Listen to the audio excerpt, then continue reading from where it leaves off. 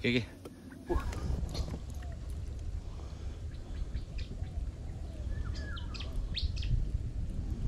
Kiu kiu.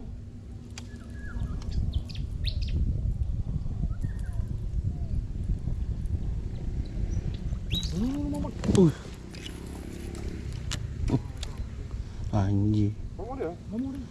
Mama dia naik mat.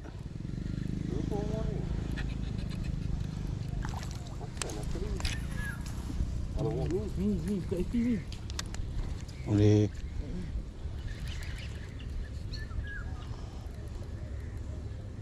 Mesti hati berdeburan. Kawan berdeburan. Harap jatuh kuat debur dia. Yang ni sebab dia anak tu, anak baru kan. Dia di debur tu. Tak, masalah dia tak. masalah kena ketuk tadi tu. Itu yang dia macam. Oh tu depan. Ha, bismillah mat. Angkat ni. Body. Body. Makan. Rasa body ni haram.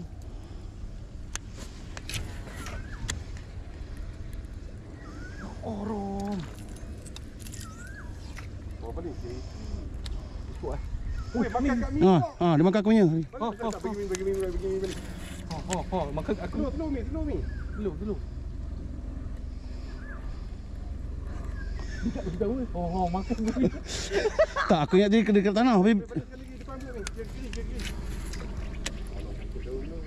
Tak apa, dia gigit dengan daun.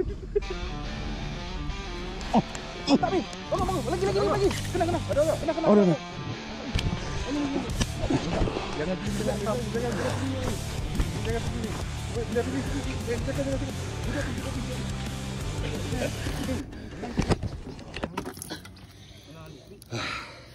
Yeay.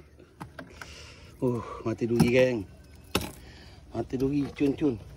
Berapa? 12. Sebelah 8.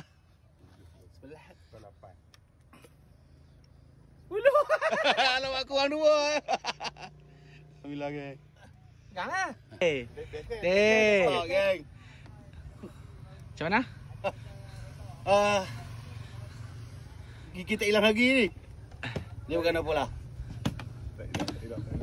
Momen ni. Tangan tak elok tu. Sekejap. Macam tu. Aku rasa 10 LB dia pun Sungai Kedah. Padu mat. Aku macam duduk je mat. Okey.